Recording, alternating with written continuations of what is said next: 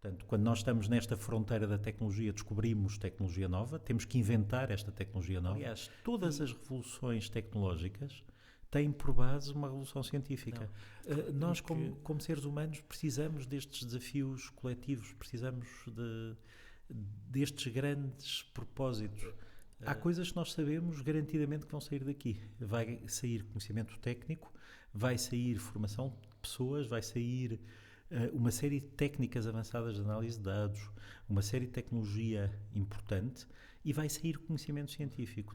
A pergunta é, nós como europeus queremos manter este know-how, queremos manter esta capacidade científica, esta capacidade técnica na Europa ou não? De qualquer das formas, o que nós não podemos querer é ter uma visão hiper-utilitarista em que nós queremos os resultados sem ter o investimento inicial.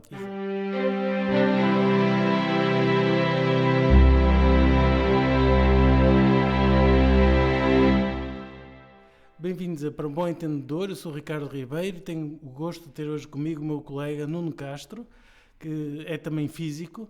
Nuno, como é que te surgiu essa ideia de ser físico? Muito obrigado, Ricardo, é um prazer estar aqui.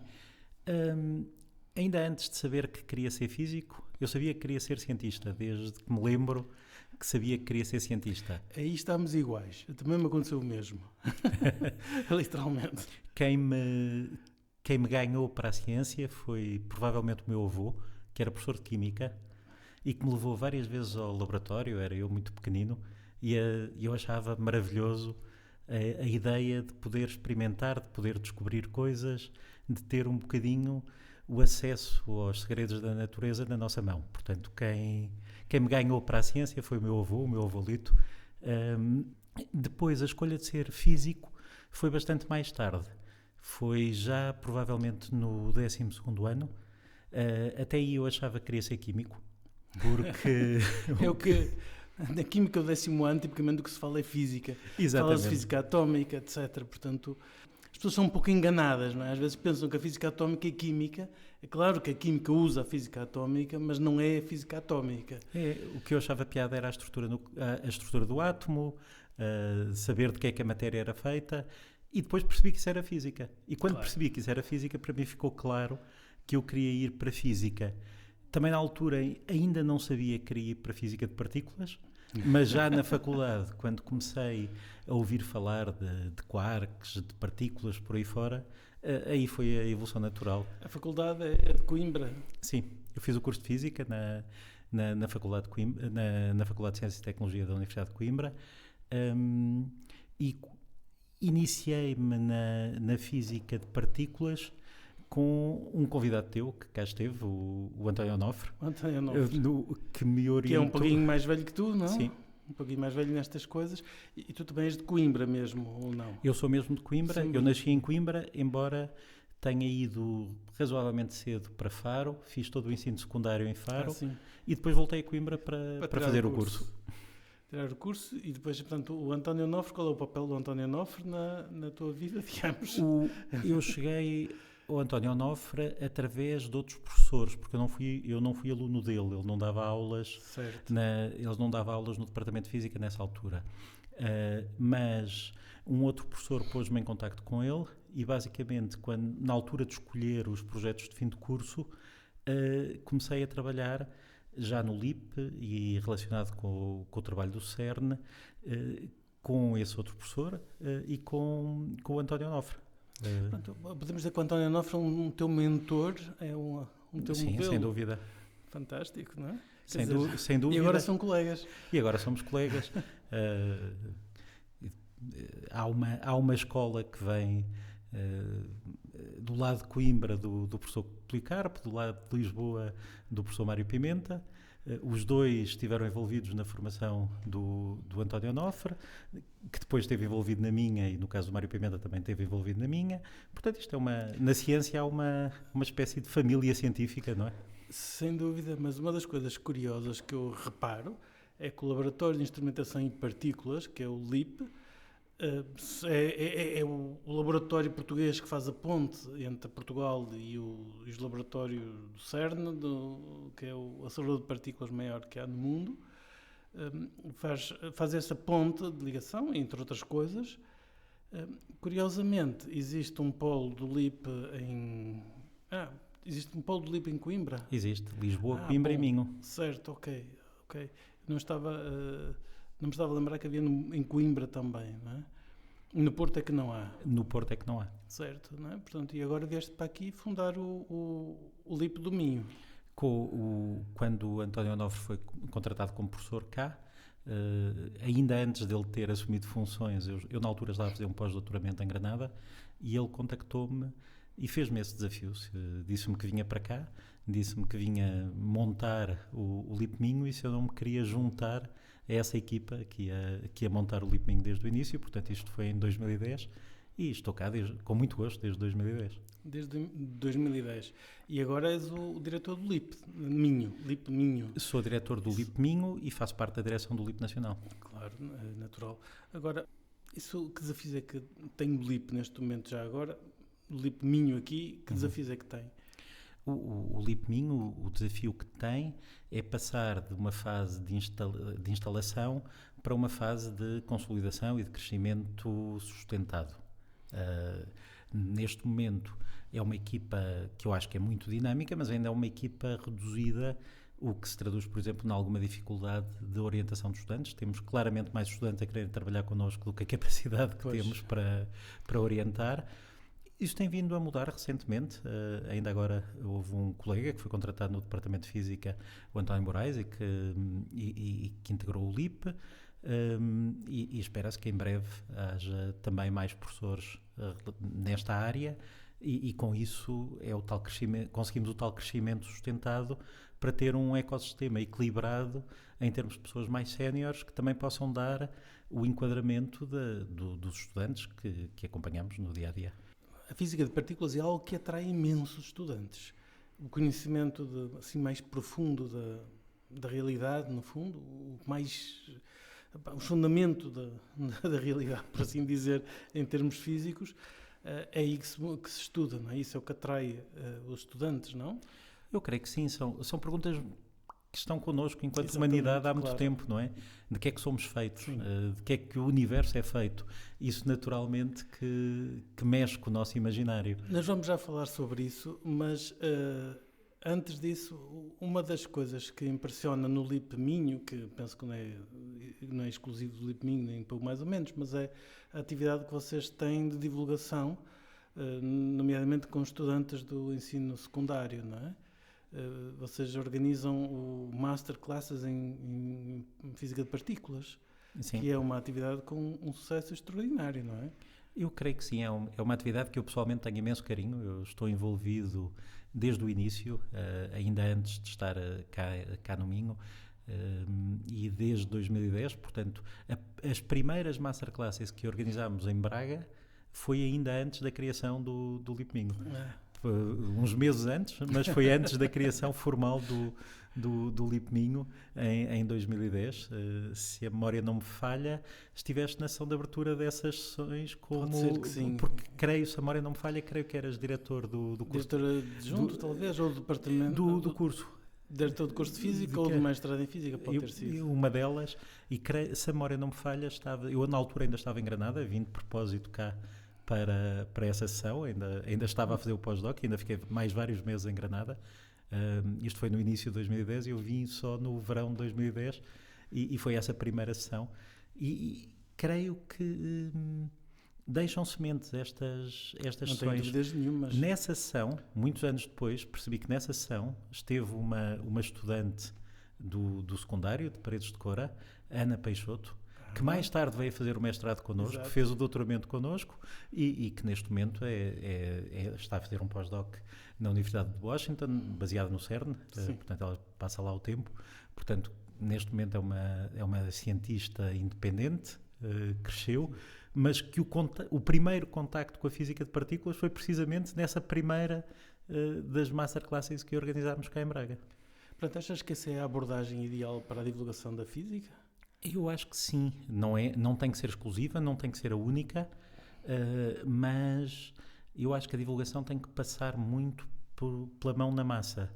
Ou seja, só preciso explicar um pouco o que são as masterclasses, porque exato. Se calhar as pessoas não sabem.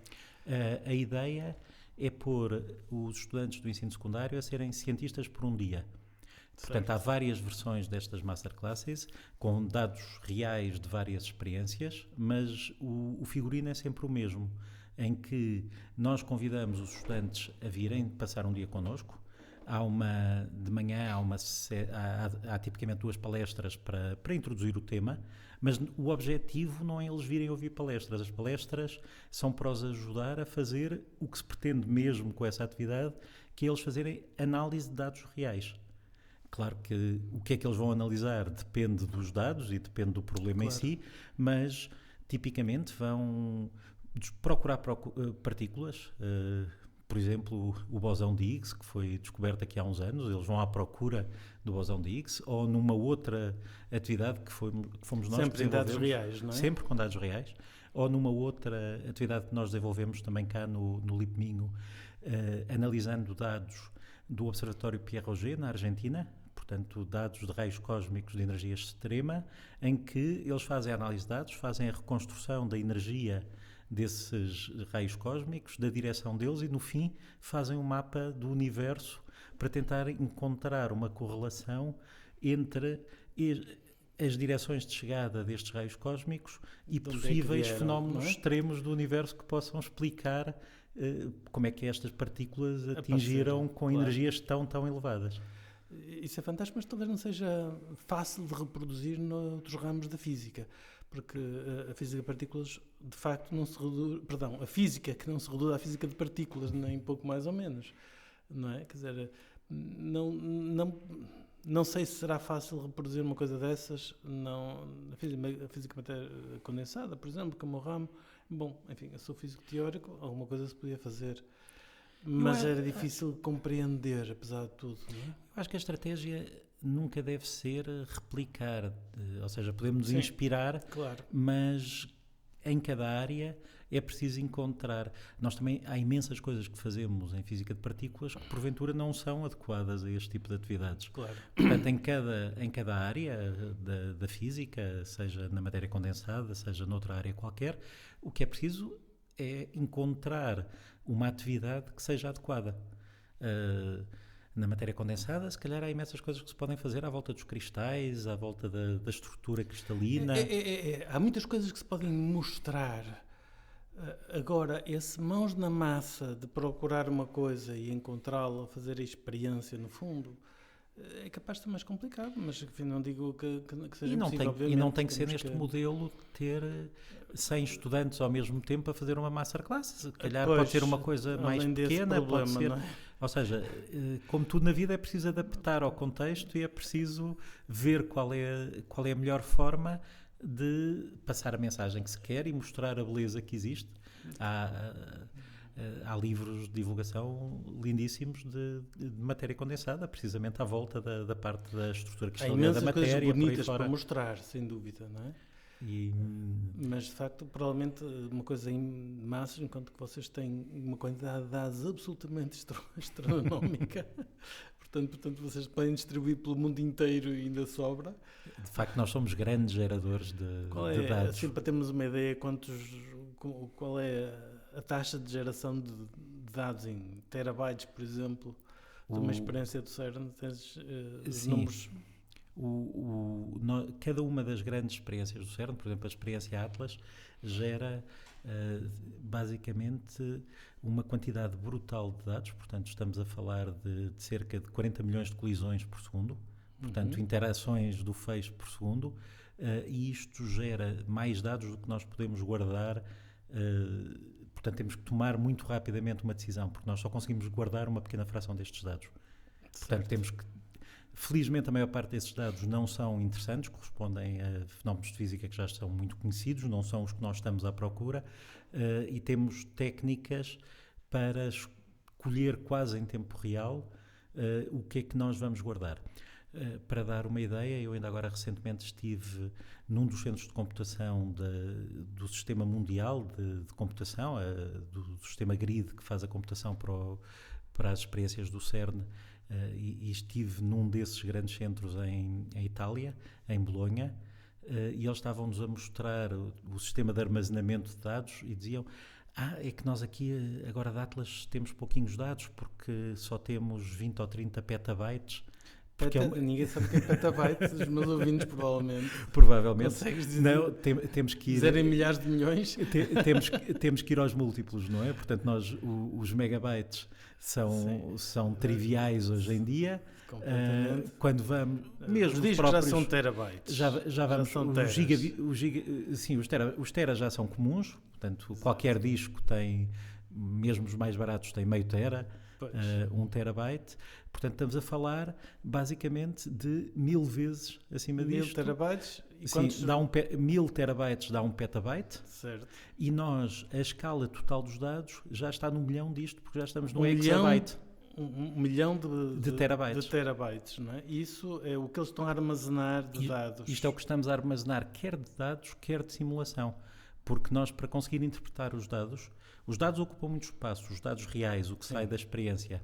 Mas, para além disso, temos também que ter uma quantidade imensa de simulação computacional para conseguir interpretar depois os dados que Claro, isso é a posteriori, não é? Mas em termos de quantidade de dados que é gerado, portanto, em isso quantidade vai demorar de informação... anos a processar esses dados todos e a encontrar muitas vezes, sim. Todas as agulhas do palheiro.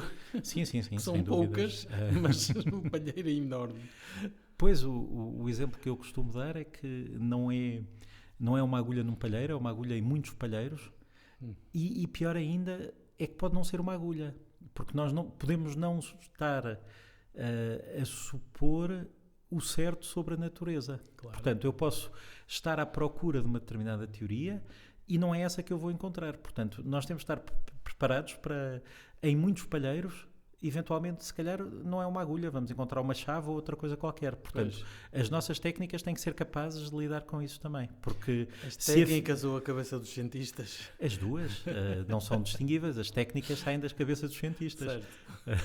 Não caem do ar, foram criadas pelos cientistas e têm que ser adaptadas a esta procura do que nós não sabemos. Portanto, nós temos que estar preparados para procurar o inesperado. Porque se afinarmos todas as nossas técnicas de análise de dados para ir à procura de modelos muito específicos, podemos estar a cometer um erro enorme em que eu não encontro o que estava à espera, mas pode haver coisas interessantíssimas que eu não encontro só porque não as procurei. Claro. Portanto, nós temos sempre que, ao mesmo tempo que procuramos modelos muito específicos, também ter abertura de espírito para ir à procura e não deixar nenhuma pedra por virar. Portanto, tem que ser um processo sistemático de irmos olhar para os nossos dados todos, sobre todos os ângulos que conseguimos imaginar e garantir que se houver o que nós chamamos em jargão física nova, que não é física nova, a física é a que for, a física é a física, quanto muito novos fenómenos de física que nós ainda não conhecemos, e garantir que se eles existirem, e se existirem à escala a que nós estamos à procura deles, que é dada pela energia que temos disponível nas nossas experiências, que se esses fenómenos estiverem lá, que nós os detectamos. Esse é o grande desafio. De qualquer das formas, estes dados todos vão estar guardados durante, teoricamente, para sempre. E daqui a 20 anos, 30, 50, pode aparecer um Einsteinzinho qualquer que descubra lá no meio daquilo aquilo que nenhum de nós conseguiu, nenhum de vós neste caso, porque eu não estou à procura. Perfeitamente. Nós, em experiências anteriores, portanto, no anterior acelerador do CERN, no anterior grande acelerador do CERN, que terminou a operação em 2000, ainda há pessoas a analisar esses dados. Ou seja, as colaborações já não estão ativas, as pessoas, entretanto, estão a fazer outras coisas, mas os dados estão disponíveis. Há uma política de deixar os códigos computacionais que são precisos para ler esses dados disponíveis. E ainda há algumas pessoas que, volta e meia, fazem algumas análises sobre esses dados e que querem discutir se há coisas novas, porque o conhecimento avança. E quando temos mais conhecimento podemos ter outras perspectivas sobre esses dados, sem dúvida. Evidentemente. Então, há bocado falaste de uma coisa importante, que é grid. Não é? As pessoas que nos ouvem provavelmente não sabem o que é grid, mas tu podes explicar um pouco daqui a nada, mas isso é um dos exemplos típicos em como a física de partículas está a servir a humanidade, digamos, com um avanço tecnológico. Porque, quer dizer, na física de matéria condensada, que é a minha área, quer dizer, é fácil uma pessoa explicar e justificar que o investimento que se faz nela. Os telemóveis, por exemplo, toda a eletrónica que nós temos, aquilo é física da matéria condensada. Portanto, as pessoas veem, entram-lhes pela casa adentro, novos materiais, todo tipo de coisas, toda a eletrónica que nós temos em casa, tudo isso vem da física da matéria condensada e, portanto, é fácil de ver que valeu a pena o investimento, porque isto está na casa de toda a gente, está no bolso de toda a gente.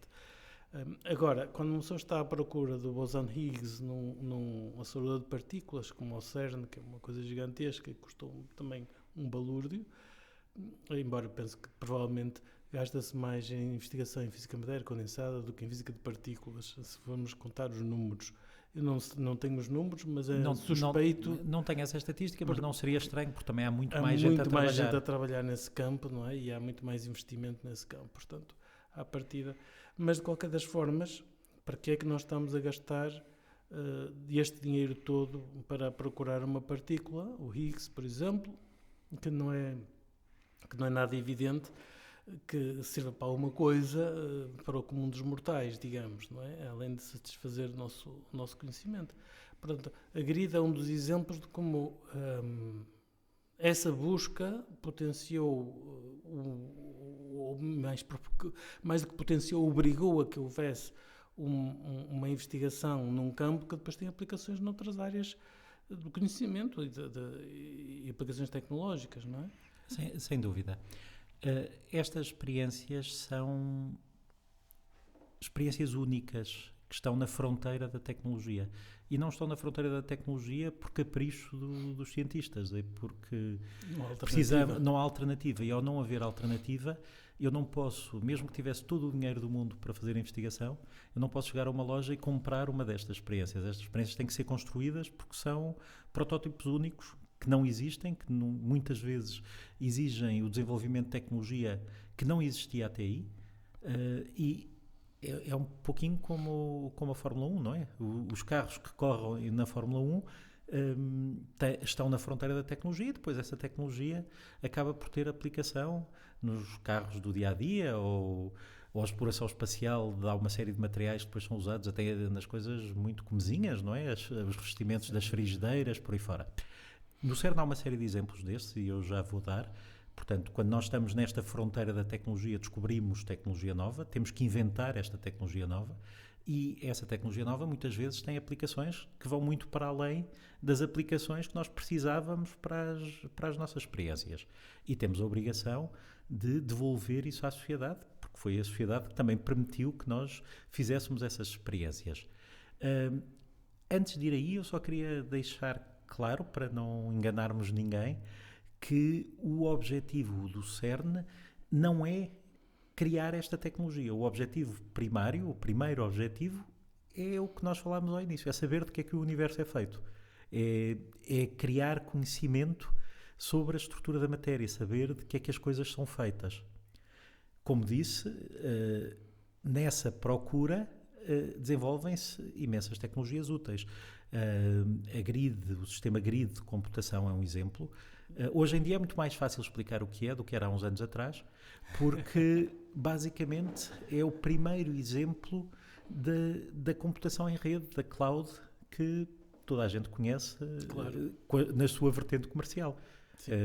Hoje é normal para toda a gente que uma boa parte dos nossos dados não estão fisicamente guardados nos nossos dispositivos, estão guardados num computador, algures, espalhado pelo mundo. Portanto, os próprios dados podem estar espalhados pelo mundo. Exato. Portanto, essa quer os dados, quer a capacidade de computação. Nós, quando usamos uma aplicação para calcular uma rota de um percurso no carro ou a pé com o GPS, uma boa parte destes cálculos não são feitos nos nossos telemóveis. São feitos em computadores que estão espalhados pelo mundo, que nos devolvem para o nosso telemóvel esses cálculos e que depois nós usamos. E provavelmente isto da inteligência artificial que agora está na moda e de facto tem coisas extraordinárias, provavelmente foi viabilizado pela GRID, que foi inventada por causa do CERN. Parcialmente, mais as técnicas de computação distribuída e toda a parte que são essenciais nesse campo.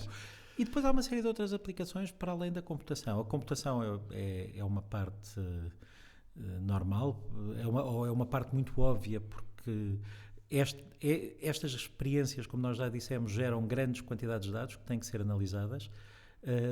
E depois é óbvio que... Como a inteligência artificial.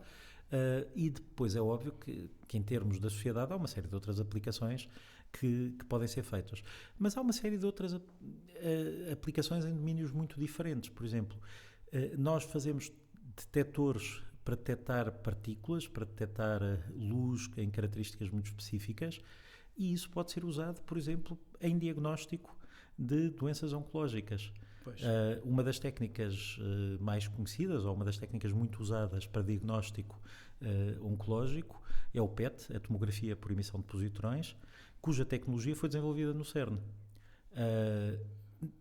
Toda a parte de terapia com partículas pesadas, com prótons, com íons pesados, é uma tecnologia já razoavelmente comum. Portanto, já há uma série de centros de tratamento que tratam cancro e, em particular, algumas formas de cancro que beneficiam muito desta tecnologia.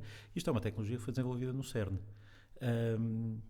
O www, voltando aos computadores e à internet, o www foi inventado no CERN, não foi a internet, a rede física, essa vem do ARPANET, portanto vem das estruturas militares e da necessidade de ter resiliência perante um ataque militar em larga escala, mas a internet, como nós a conhecemos, não tem nada a ver com essas primeiras redes de computador, tem a ver com os protocolos que foram inventados no CERN e basta imaginarmos o que seria a nossa sociedade sem o comércio eletrónico, sem o acesso à informação que nós temos na internet, por aí fora. Mas mesmo uma série de outras coisas, os ecrãs táteis, os primeiros ecrãs táteis foram criados no CERN. Portanto, há uma série de tecnologia... O iPhone não existia, então, se não fosse o CERN. Bem, nenhum dos nossos smartphones, não é? Exatamente. Portanto, há uma série de tecnologia que é desenvolvida por esta necessidade de encontrar soluções para problemas muito específicos, e depois percebe-se que essas soluções têm muito mais aplicações do que aquele problema específico. Mas eu gostava de insistir neste ponto, correndo o risco de ser repetitivo, porque de facto o que levou à criação do CERN e a função primária é esta busca do conhecimento. E isto é importante porque não é porque eu acho que há uma dicotomia muito grande entre ciência fundamental e ciência aplicada. Eu acho que são duas vertentes da mesma coisa, mas convém não esquecer a base, convém não esquecer o que nos... A razão, a física fundamental. Não?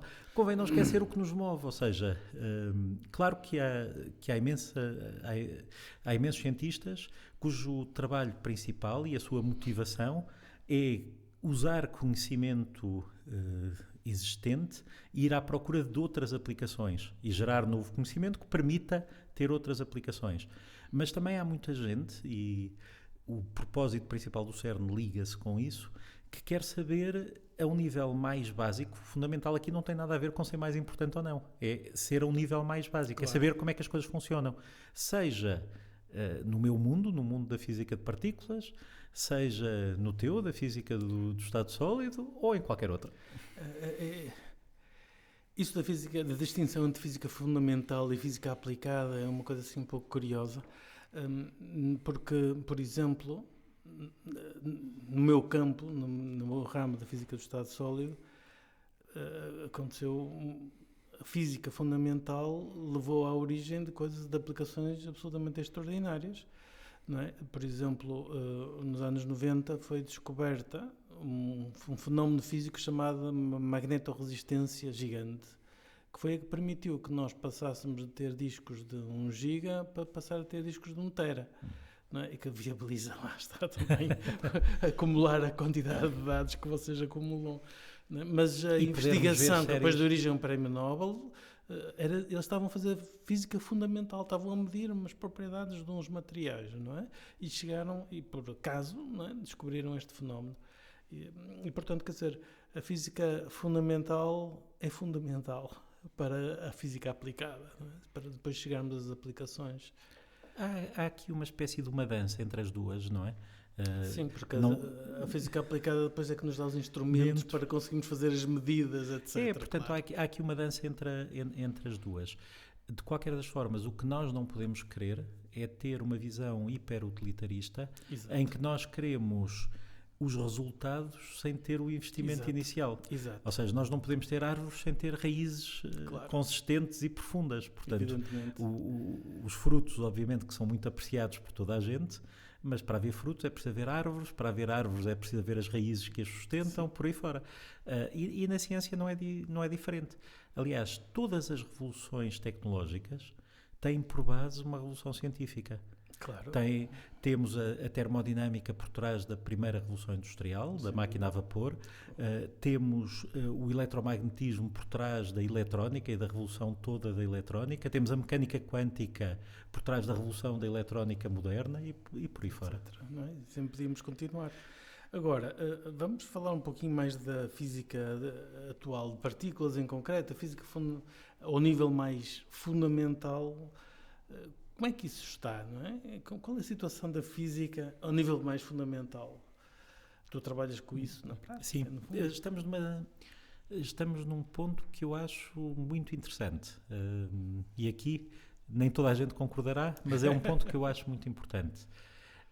Até há 12 anos atrás, 13 anos atrás, nós tínhamos um modelo que explicava uma boa parte da física de partículas, o modelo padrão da física de partículas, e faltava encontrar a última peça, que era este bosão de Higgs. Ora bem, ele foi encontrado, teria sido um resultado também absolutamente espetacular se tivesse demonstrado que ele não existia, porque significava que esta teoria não era consistente, portanto, o que nós achámos durante décadas que explicava os nossos dados experimentais não tinha consistência, portanto, teríamos que arranjar uma solução teórica completamente diferente, e o modelo padrão foi validado. E agora a pergunta é, bem, isso parece o fim de uma história, não é? E seria, não fosse haver ainda muitas perguntas em aberto. A mais óbvia delas tem a ver com o facto de nós sabermos que este modelo padrão não explica mais do que 5% do universo. O resto é energia escura e matéria escura sobre as quais nós não sabemos quase nada. Mas mesmo nestes 5% ainda há várias questões em aberto. Existem, Basicamente, nós temos evidências experimentais de que, que tem que haver qualquer coisa. E o qualquer coisa pode ser nós não conhecermos bem a gravitação, pode ser não conhecermos bem as leis da física, ou pode ser terem que existir mais partículas, mais forças. Isso é um debate ainda muito vivo hoje em dia. Mas mesmo nos outros 5% que nós sabemos, ainda há imensas coisas que nós não desconhecemos. Por exemplo, uma das grandes questões em aberto, o modelo padrão, relacionado com estes 5%, é que nós sabemos que hoje vivemos num universo dominado por matéria, não por antimatéria. No início, no Big Bang, há 14 mil milhões de anos atrás, devia ter sido criada a mesma quantidade de matéria e antimatéria, e a matéria e a antimatéria aniquilam-se e dão origem à luz. Portanto, se houvesse exatamente a mesma quantidade de matéria e de antimatéria, não haveria passado este tempo todo a existência de mais matéria, porque ela tinha-se aniquilado com a antimatéria e tinha dado origem simplesmente à luz. Ora bem, nós estamos cá, portanto sabemos que isto não aconteceu. Há uma assimetria aí que... Tem que haver uma assimetria, e a origem desta assimetria não é entendida. Ou seja, este nosso modelo padrão da física de partículas não consegue ainda explicar esta assimetria. Vai havendo alguns passos, ainda agora recentemente, esta semana saiu um resultado muito interessante sobre esta... Parte a louça toda outra vez. sobre esta assimetria e uma possível causa, porque... Mas olha, quer dizer, o modelo padrão é um modelo de simetrias. Sim. Portanto, quer dizer, se vais à procura de assimetrias no modelo que está feito com base em simetrias, se calhar és capaz de não encontrar. Bem, o modelo padrão está feito em simetrias em determinadas condições, mas, por exemplo, o facto de existir massa vem precisamente da quebra de uma dessas simetrias que é uma das Exato. simetrias fundamentais do modelo padrão. Portanto, isto a física de partículas, e não só a física de partículas, mas aqui estamos a falar da física de partículas, é muito curioso. A simetria é um princípio fundamental, mas muitas vezes o que nós queremos verdadeiramente entender é como é que partimos de uma situação de simetria para uma situação assimétrica, que é o que nós medimos. Exato. Portanto, Isso entender este mecanismo de quebra de simetria é uma boa parte do nosso trabalho. uma boa parte, mas está a milhas ainda de se compreender. Ainda há imenso trabalho para fazer aqui. Como sempre em física, a resposta tem que passar pela experiência. Sim. Portanto, nós podemos... A experiência é o critério de verdade na física, não é?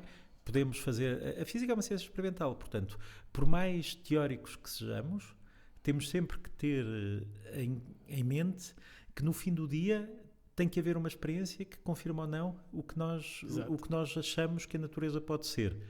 E a tal situação curiosa em que nós estamos é que o modelo padrão, quando funciona muito bem.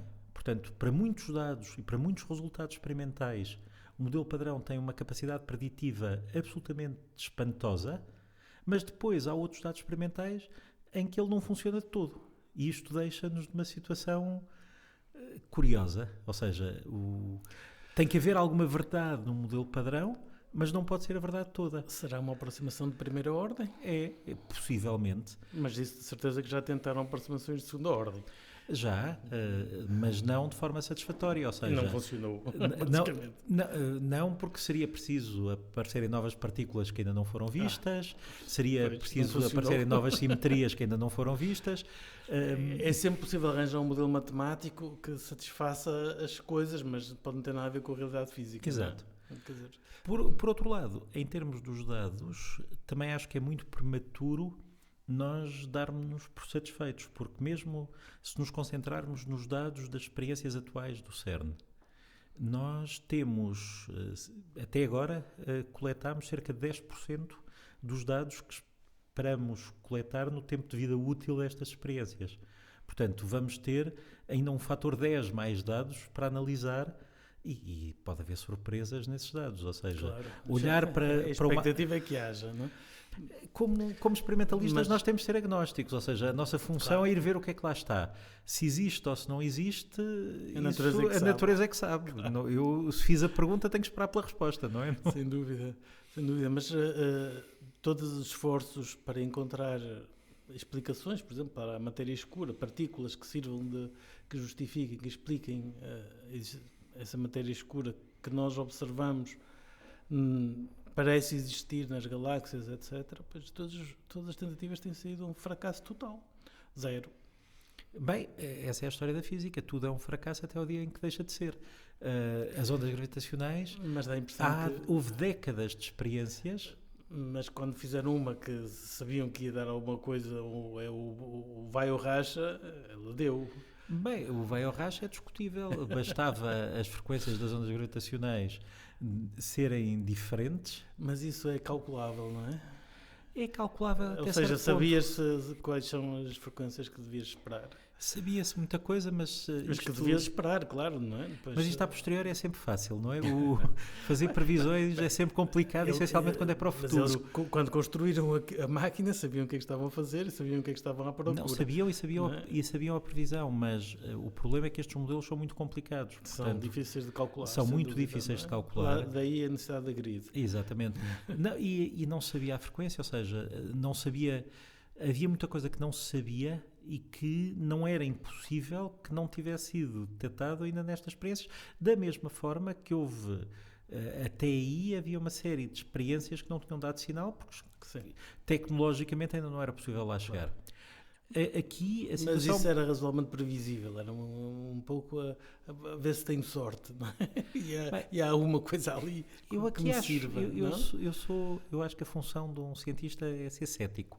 E eu tendo a ser cético nestas coisas.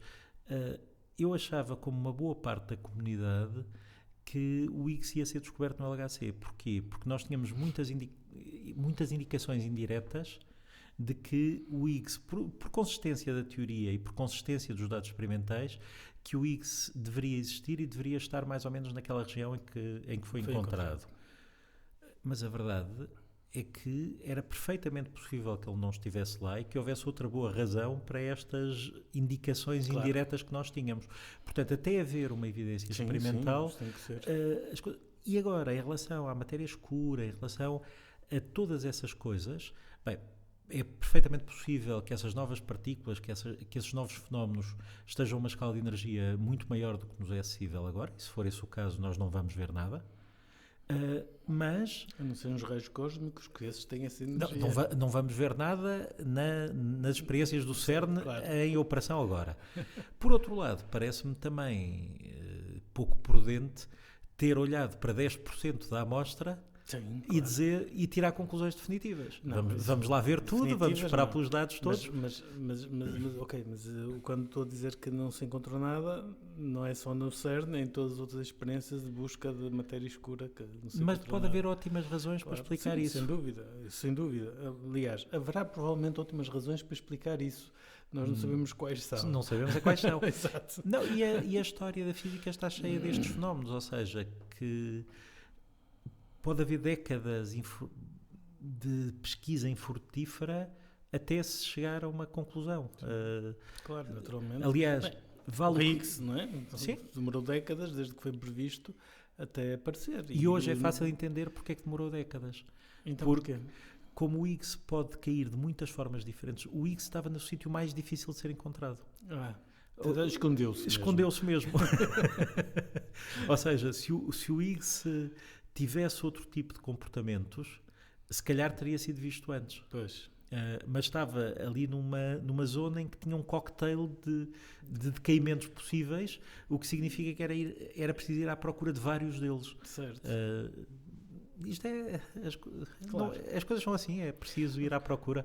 Tu falaste nas ondas gravitacionais, eu tenho que dizer que comoveu-me de alguma forma quando aquilo foi descoberto, quando foram descobertas as primeiras medidas, as primeiras ondas gravitacionais, porque aquilo era uma confirmação de um paradigma relativamente ao espaço e ao tempo que é completamente diferente do paradigma clássico de Newton, não é? E aquilo era a confirmação experimental, era a morte, por assim dizer, do conceito de espaço e tempo do Newton.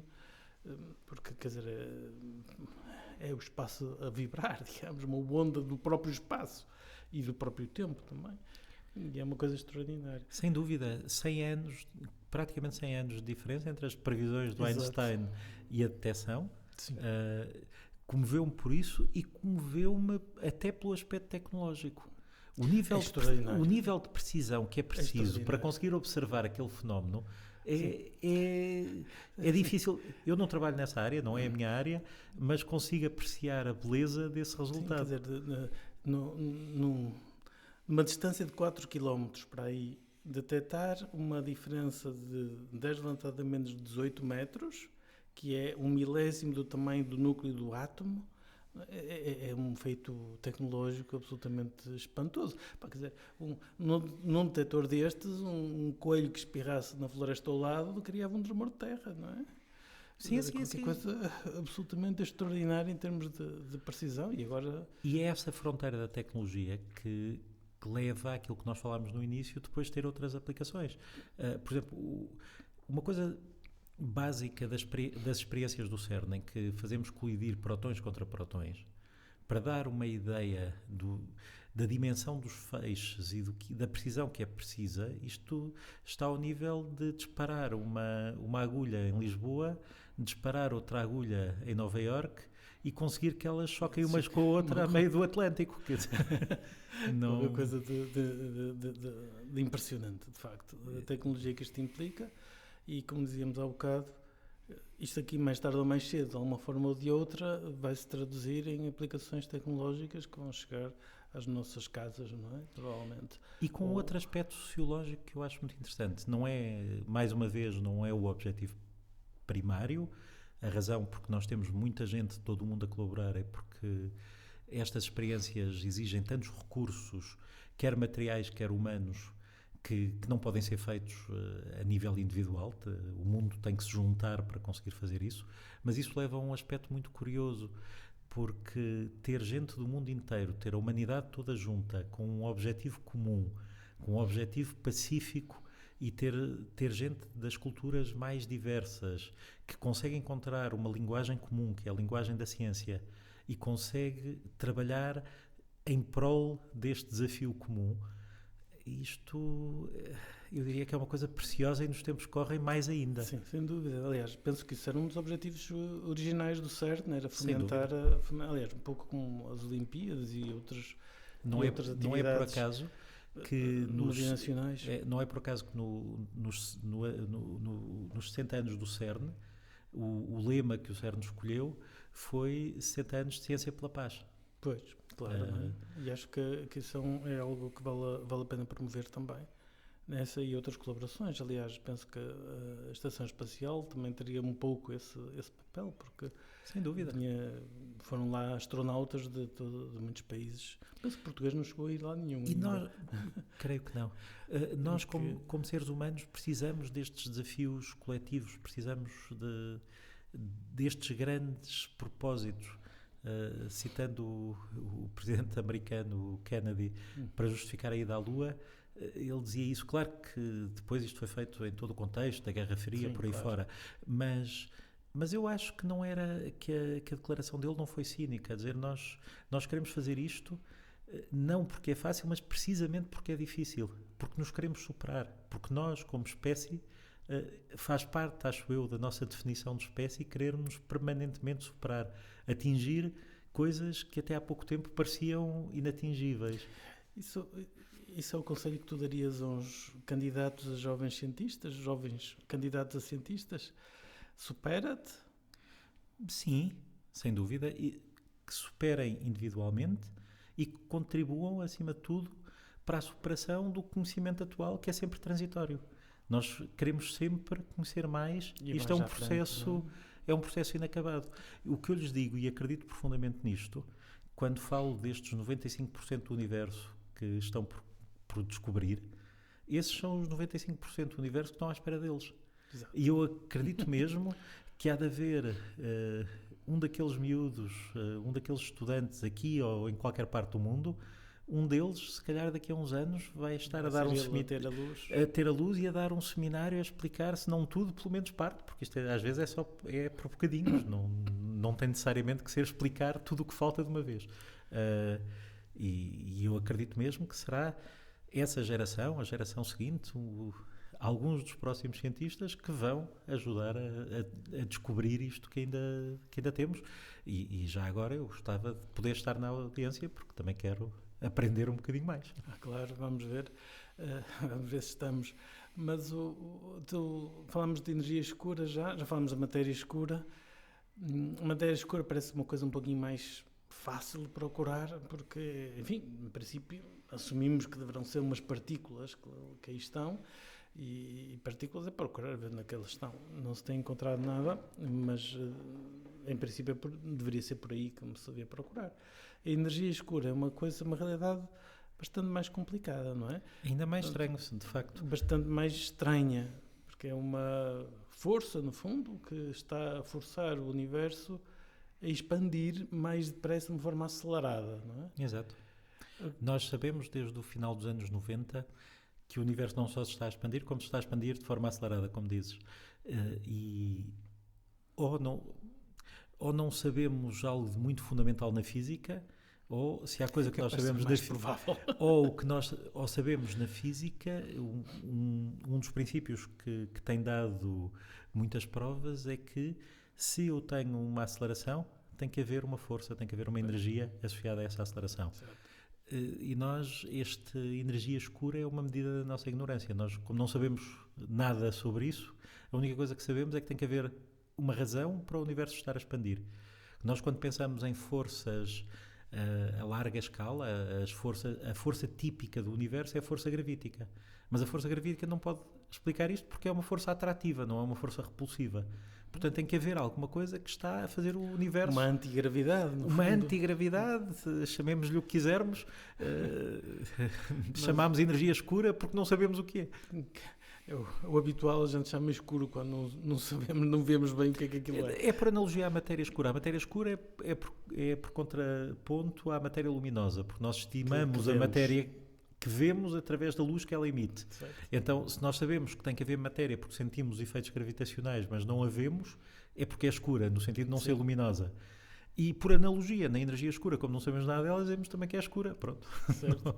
De qualquer das formas, penso que há poucos dias, veio confirmado, ainda não é definitivo, mas está a caminho disso, umas novas medidas sobre precisamente essa expansão acelerada do universo, que ela tem variado ao longo do tempo, desde a origem do universo até o tempo de hoje. Não sei se seguiste isso. Sim, há uma longa tradição disso.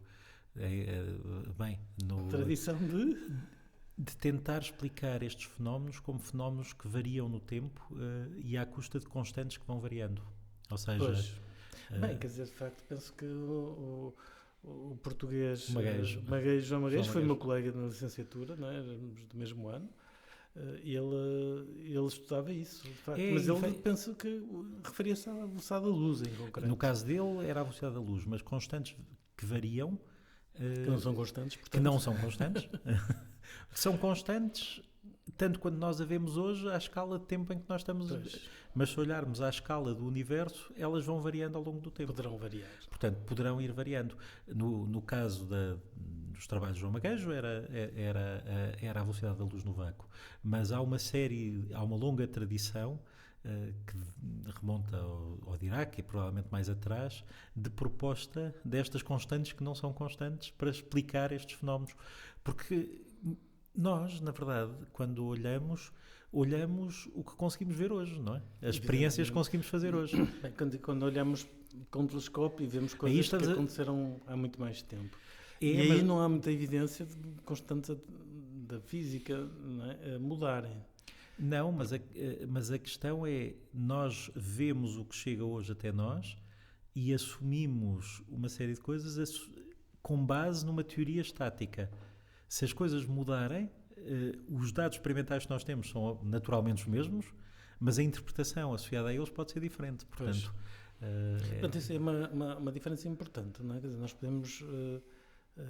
a interpretação é algo fundamental. Eu estou a pensar na cosmologia, por exemplo, não é? Em que nós temos um modelo cosmológico e com o qual nós podemos assumir uma data de coisas do que aconteceu e que refletem aquilo que nós estamos a ver hoje em dia. Mas um modelo diferente poderia dar uma explicação diferente do passado, não é? Sem dúvida, sem dúvida. Por isso é que nós precisamos de mais dados experimentais e precisamos de dados experimentais complementares. Porque... Técnicas diferentes, experiências diferentes, para ter respostas coerentes. Porque é completamente diferente eu ter uma teoria que me faz uma previsão super específica num determinado tipo de experiências, ou ter as consequências dessa teoria terem manifestações em coisas que não estão relacionadas e coisas que são muito diferentes e que me vão apontar para uma consistência da minha teoria. Portanto, muitas vezes põe-se a questão de será que é melhor apostar em experiências de aceleradores, em experiências de satélites, em experiências de ondas gravitacionais, em observatórios de raios cósmicos. Eu acho que nós precisamos deles todos, porque nos dão informação complementar. Aliás, nos últimos anos, mesmo do ponto de vista da observação do espaço, tem emergido um conceito que eu acho que é muito interessante, que é o conceito dos multimensageiros. Exatamente. Portanto, é olhar para o universo, numa fase inicial era com luz de vários tipos, agora nem sequer é só com luz de vários tipos, é com partículas de vários tipos e até com coisas que não são partículas, como as ondas gravitacionais. Portanto, é tentar usar sondas diferentes para aprender aspectos diferentes do universo. Pois, isso é uma grande discussão que agora está a ocorrer. Eu não sei como é que tu vês isso, mas se vai construir um novo acelerador de partículas ainda maior que o do CERN, com 100 km, por exemplo, de perímetro, ou se constrói um linear. Os chineses estão a tentar construir um, não é? Há uma discussão, em cima da mesa há uma proposta da China para construir um acelerador circular, não de eletrões e positrões. O CERN tem em cima da mesa também uma proposta para um acelerador que numa primeira fase será semelhante a este dos chineses, mas com a possibilidade de depois fazer um upgrade para energias mais altas. Essa discussão neste momento está a ocorrer. periodicamente, o CERN promove o que chama a revisão da Estratégia Europeia para a Física de Partículas, em que a comunidade se senta a dizer o que é que acha que faz sentido para o futuro. Depois outra questão é, nada disto acontece se a sociedade não quiser que aconteça, não é? Mas o primeiro passo é os cientistas dizerem, parece-nos que o que faria mais sentido era apostar nesta experiência ou naquela experiência. Portanto, estamos nesta fase. A última revisão foi aqui há alguns anos e neste momento estamos na fase de entender a viabilidade financeira, a viabilidade científica dos projetos e fazer aqui um deve e um haver das várias possibilidades que estão em cima da mesa. Aliás, a comunidade portuguesa ainda agora recentemente se juntou, há um pedido para as várias comunidades nacionais até ao fim deste mês de março submeterem as suas contribuições. A comunidade portuguesa também respondeu a esse pedido e estamos a finalizar esse documento que vamos submeter. O grande... Quer dizer, vejo aí uma série de problemas. Bem, claro, evidentemente o custo de uma brincadeira dessas, um físico é como um brinquedo maravilhoso, não é? Mas é um custo substancial, não é? Milhares de milhões de euros, não é? Seguramente. Bastantes milhares de milhões. Bilhões, como dizem os americanos.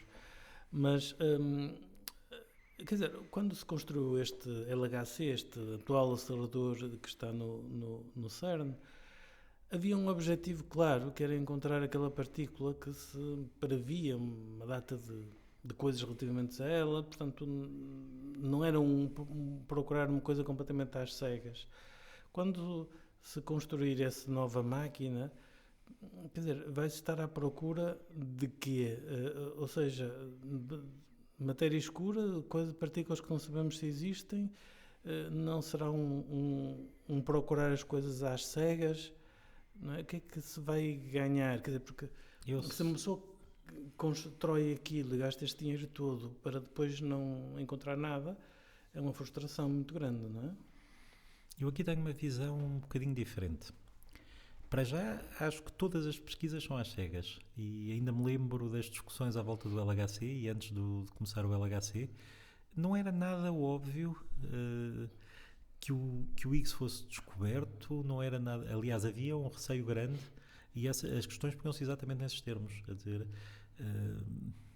a descoberta do Higgs é uma das grandes motivações para a construção do LHC, não era a única, a propósito.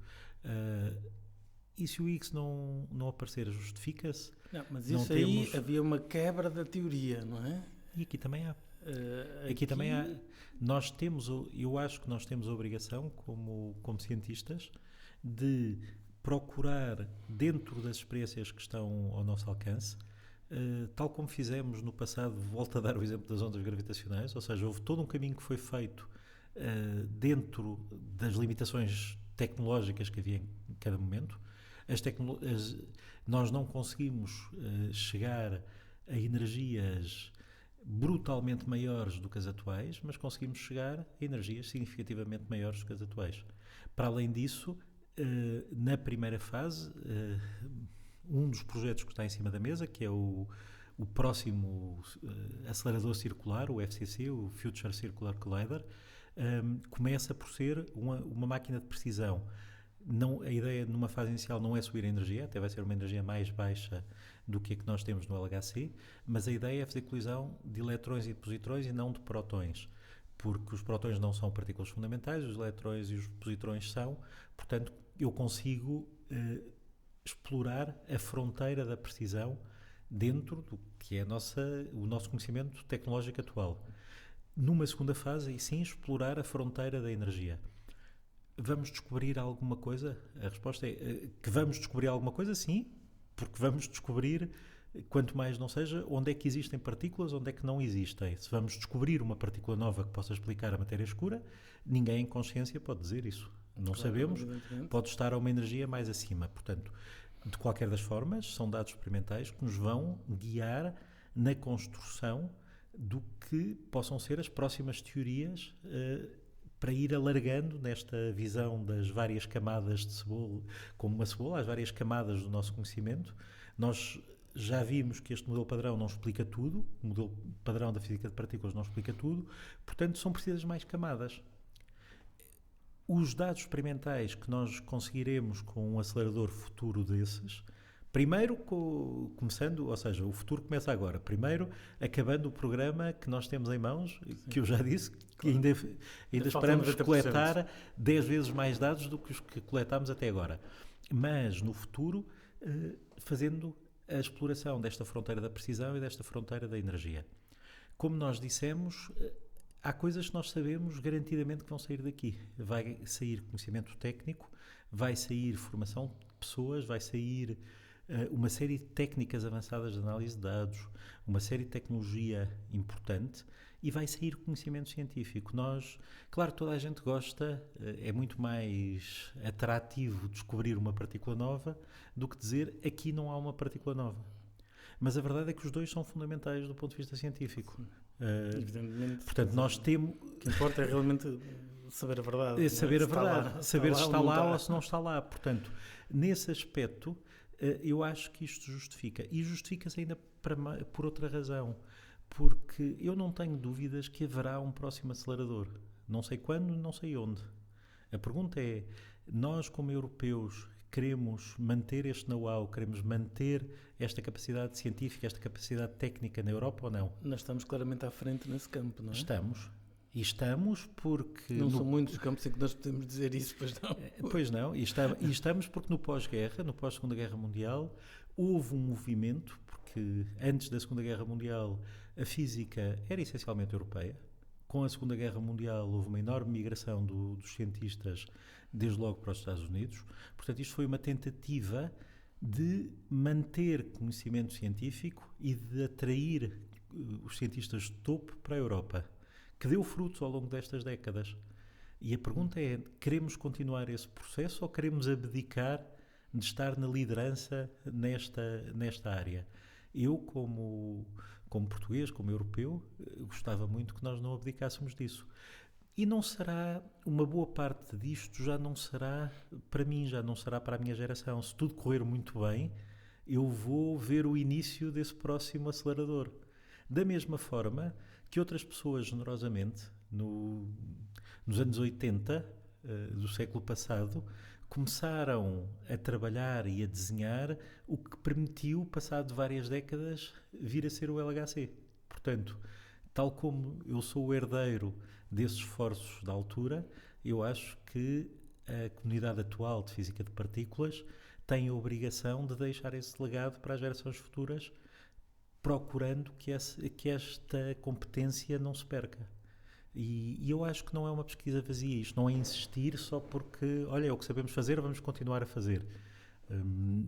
Volto a dizer, se não houvesse questões científicas em aberto, nada disto fazia sentido. Mas nós começamos esta conversa por reconhecer que, se quisermos ser generosos, conhecemos 5% do nosso universo, e mesmo esses 5% têm questões em abertas. Portanto, desistir já desta grande aventura de conhecer o universo, eu acho que seria uma pena para nós como humanidade. Sem dúvida. Agora, estou de acordo, quer dizer, eu acho que vale a pena o investimento no novo acelerador de partículas, sobretudo também porque isto tem repercussões tecnológicas que acabam por vir parar as nossas casas, etc. Portanto, não é deitar dinheiro fora, por assim dizer, nem se reduz a procurar só saber por saber, digamos, porque é bonito saber. Mas há muitos outros campos da física onde nós podemos investir também dinheiro e também de física fundamental, por exemplo, em telescópios que podem ser espaciais. Este está previsto, não sei para quando é que será lançado, mas está a ser estudado um LISA, que é para medir ondas gravitacionais, mas no espaço. Que eu espero que aconteça também. Ou seja, eu também espero que sim, porque é uma das coisas que eu acho francamente atrativas é esses telescópios, porque é esse o termo técnico, de coisas que não são luz, não é? Nomeadamente, eu achava que também seria extremamente interessante conseguir melhorar, ter melhores, digamos, telescópios de neutrinos, não é? Porque isso poderia nos levar a coisas extraordinárias. Eu espero que aconteça e é curioso, nós tenho esta discussão bastante presente, estive bastante envolvido na preparação desta contribuição portuguesa para a estratégia europeia da física de partículas, e de facto há uma diversidade de programas. Claro que terão que ser feitas escolhas, não têm que ser feitas todas ao mesmo tempo. Também temos que entender que quando nós vemos os números em absoluto destes grandes projetos, nós esquecemos que isto são projetos à escala mundial e ao longo de décadas, portanto é um investimento que se vai diluindo no tempo, não... Só desculpa interromper, mas nós temos este caso do ITER, que é um verdadeiro desastre nesse ponto de vista. O ITER teve e tem vários problemas. Eu continuo a achar que é bastante promissor. Já agora, o ITER, para quem não sabe, é um reator de fusão nuclear experimental, não é? Que está a ser construído em França, creio que em Canadá. Sim. E que, enfim, já está há décadas em construção e ainda vai demorar mais décadas, já está atrasado décadas, não é anos, é décadas, e o preço daquilo, não sei quantas vezes é que aumentou, não é? 2, 3, 4 vezes. Bem, eu posso falar mais do que conheço melhor. Claro. O ITER não conheço tão bem, sei algumas coisas, mas não conheço tão bem. Mas acho que nesse aspecto o CERN tem uma credibilidade imensa. Se nós virmos as previsões de custo e as execuções, acho que haverá poucos projetos a essa escala que tenham funcionado tão bem. Ou seja, há sempre acidentes no percurso. Houve no LHC, o início do LHC teve que ser atrasado 2 anos porque houve um acidente inicialmente, mas quer dizer, conseguiu-se fazer a custos constantes, conseguiu-se recuperar o atraso, ou seja, eu acho que o CERN tem um historial de credibilidade a nível destas experiências. Isso é importante, porque nós vemos muitos outros casos, o James Webb Space Telescope também, o telescópio espacial, também atrasou imensos anos e também dispararam os custos de uma forma maluca. Isso foi feito. Mas agora, felizmente, está a funcionar, e a dar resultados espetaculares. Sim, isso é fantástico. Quer dizer, mas isto de controle de despesas acho que é fundamental e que não... Enfim, não é só na física, quer dizer, podemos dar imensos exemplos. É fundamental. Nós não podemos olhar para isto com leviandade. Quando eu digo que são custos muito grandes, mas diluídos no tempo e à escala mundial, isso não tira a responsabilidade. Continua a ser uma alocação muito considerável de recursos que são usados nisso em vez de ser usados noutra coisa. Não tenho dúvidas que temos que explicar à sociedade para que é que serve. A sociedade tem que validar, porque o facto de uma comunidade científica ter interesse não significa que isto seja validado pela comunidade. Agora, temos que pôr as coisas em perspectiva, de facto. Na minha modesta opinião, mas é parcial, naturalmente, eu acho que desperdiçamos dinheiro em muitas outras coisas. E por isso é que eu digo que eu acho aqui uma falsa dicotomia entre estes vários projetos científicos. Eu fico sempre muito contente quando vejo os projetos científicos, sejam os da minha área ou sejam outros, a serem aprovados, a ir para a frente, a dar bons resultados. Claro. Fico sempre muito orgulhoso como parte da comunidade científica e, acima de tudo, como cidadão, porque são coisas boas para a nossa sociedade, são coisas boas para a humanidade. Sem dúvida. Tu estás envolvido em várias coisas do ponto de vista da gestão, não é? Portanto, tu és o diretor do LIP, já és há uma data de anos, LIP Minho, não é? Agora também és vice-presidente da Escola de Ciências, foste eleito, parabéns, não é? para o Conselho Geral da Universidade do Minho. Essas burocracias todas não mexem com a tua disponibilidade científica para o estudo? Mexem, inevitavelmente, o tempo é finito, nós temos alguma capacidade de esticar o tempo, mas só até certo ponto, sem dúvida. Para já, algumas vão sucedendo. Por exemplo, eu antes de tomar posse no Conselho Geral, vou ter que sair de vice-presidente da escola, porque não posso acumular as duas coisas. Portanto, há algumas que se mantêm, há outras que é o normal. Por outro lado, Também temos que, todos nós, ir dando o nosso contributo. Claro que era mais confortável, eu acho que qualquer cientista o que gostaria era de fazer a sua ciência e não ter que se preocupar com mais nada. Mas Isso é um sonho. as instituições são muito importantes, têm que funcionar e não funcionam se também não houver alguma parte de gestão. Portanto, eu considero isso o meu modesto contributo também para esse, Não é para tão esse bem modesto, comum. não é? Não é assim tão modesto. Mas enfim. E gosto de acreditar que há faz, ou seja, acho que não tem que ser e não devem ser sempre as mesmas pessoas a assumir Claro. as funções, não só porque é muito importante que haja gente nova e um fluxo permanente de novas ideias e de novas pessoas, como nós como cientistas temos que ter tempo para a ciência e para as aulas e para a docência, para essas coisas todas, portanto é bom ir alternando as atividades. Agora, é como digo, como tudo na vida, há sempre um deve e um haver, e se eu estou a trabalhar parte do meu tempo em gestão, é tempo em que não estou, em frente ao computador, ou que não estou com os meus estudantes, ou que não estou a fazer outras coisas. Isso é assim. E como é que tu vês o futuro da física em Portugal? Eu tenho que confessar que vejo o presente da ciência no mundo com alguma apreensão.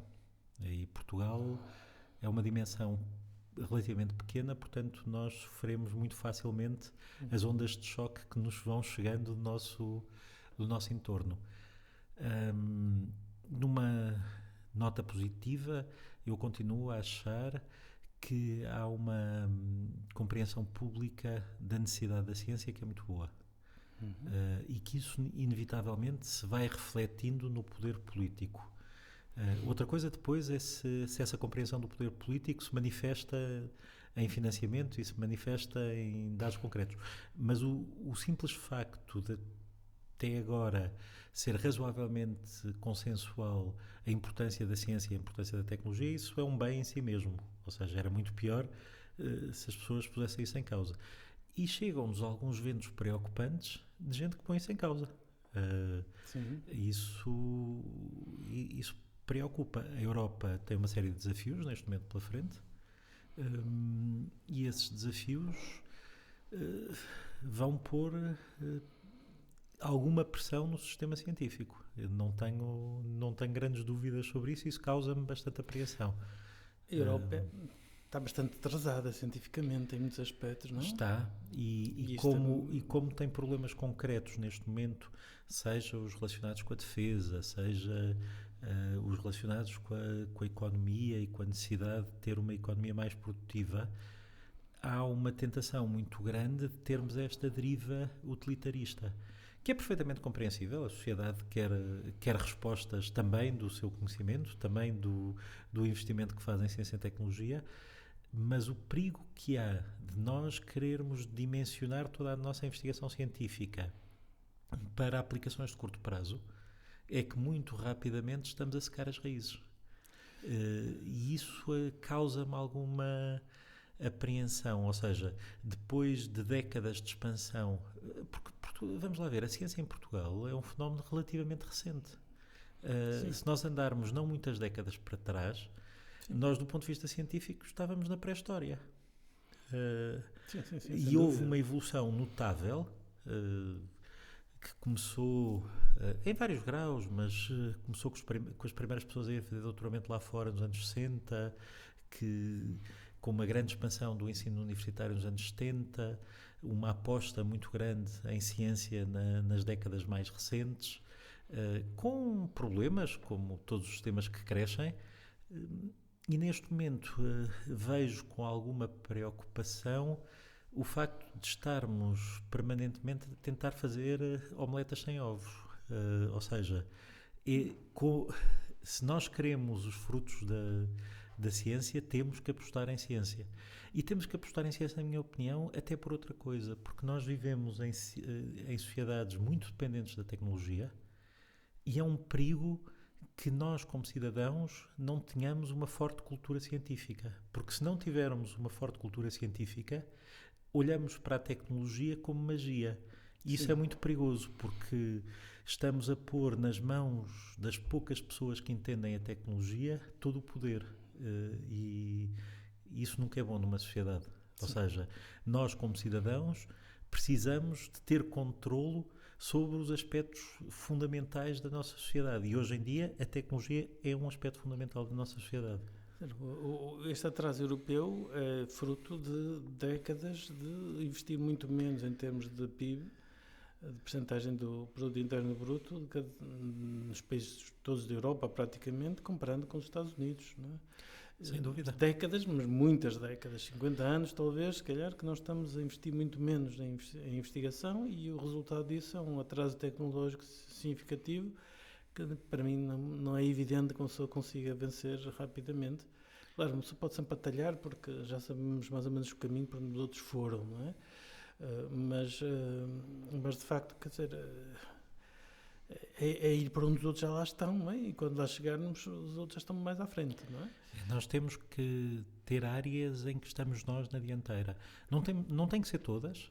Sim, claro. Não tem que estar tudo na Europa, mas nós não podemos ambicionar a ter uma posição relevante no mundo se não houver áreas em que nós, científica e tecnologicamente, estamos na dianteira. E é como dizes, não acharmos que trilhamos os caminhos já trilhados tem um preço imenso, porque estamos sempre a correr atrás do prejuízo. Hoje em dia, claramente, é evidente, não é? Com a velocidade com que as coisas evoluem, ficar para trás um bocadinho, acaba a prazo ficar atrás muito. E não é só uma questão da quantidade de investimento, embora essa seja uma questão absolutamente fundamental, mas também de como é que nós fazemos este investimento. Eu tenho assistido, temos todos assistido nos últimos anos, também é um dirigismo que eu acho excessivo em termos das áreas em que na Europa em geral, e que depois se reflete também em Portugal. Sim. E se reflete nos vários países, a dizer agora queremos os projetos todos em sustentabilidade. Se calhar as prioridades da Europa mudaram da sustentabilidade para a defesa, se calhar agora vamos querer os projetos todos em defesa. Pois. E isto é perigosíssimo. Isto é perigosíssimo porque não é sustentável. Nós temos que dar espaço.